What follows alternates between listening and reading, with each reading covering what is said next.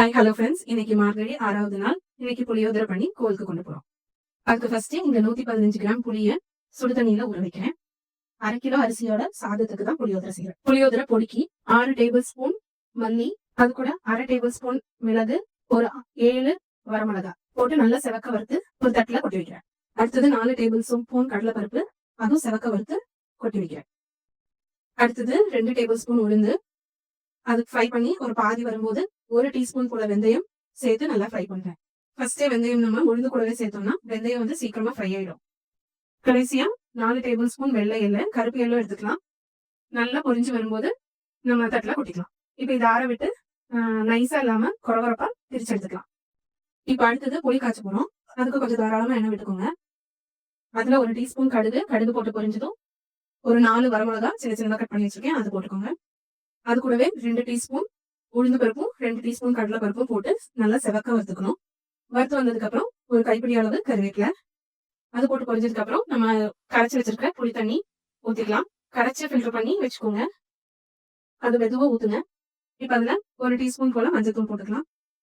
அதுக்கப்புறம் ஒரு 3 டீஸ்பூன் உப்பு சேர்த்து இப்ப நல்லா கொதிக்கிட்டோம். கொதிச்சு வரும்போது நம்ம நடுவுல பெருங்காயத்தூள் 1 டீஸ்பூன் போட்டுக்கிறேன். இப்ப நான் வந்து அந்த வறுத்ததெல்லாம் கொரகொரப்பா அரைச்சிட்டு வந்துட்டேன். இப்ப புளி திக்கா வந்துருச்சு. இப்ப 3 டேபிள் ஸ்பூன் போல நாட்டு சக்கரை ஆட் பண்றேன். இந்த வெல்லம் இல்லைன்னா ஒயிட் சுகர் கூட ஆட் பண்ணிக்கலாம். அது கரைஞ்சதும் அது கூட நம்ம திரிச்சு வச்சிருக்கிற பொடி ஒரு 2-3 டேபிள் ஸ்பூன் ஆட் பண்ணி ஒரு திக்கா ஒரு குழம்பு மாதிரி வர்ற கன்சிஸ்டன்சில கலக்கிக்கலாம். அவ்வளவுதான். இப்ப பாத்தீங்கன்னா மேல நமக்கு எண்ணெய் மிதங்கி வந்துடும். நம்ம ஊத்தின எண்ணெய் வந்து புளி காய்ச்சலுக்கு மேல வந்துடும். இப்ப ஆஃப் பண்ணிடலாம். அலுமினியம் பேன்ல பண்றதுனால உடனே வந்து ஒரு பவுலுக்கு மாத்திடணும். இப்ப இன்னொரு பேன்ல கொஞ்சம் எண்ணெய், 1 டேபிள் ஸ்பூன் போல நெய் விட்டுட்டு கொஞ்சம் கடலையை வறுத்துக்கலாம். ஒரு 100-150 கிராம் இருக்கும். நல்லா பொறுமையா செவக்க வறுத்துக்கிறேன். இது கொஞ்சம் பெரிய கடலையா இருக்கு. இப்ப நம்ம புளியோதரை மிக்ஸ் பண்ணிக்கலாம். சாதம் ஒரு அகலமான பாத்திரத்துல கொட்டிக்கோங்க.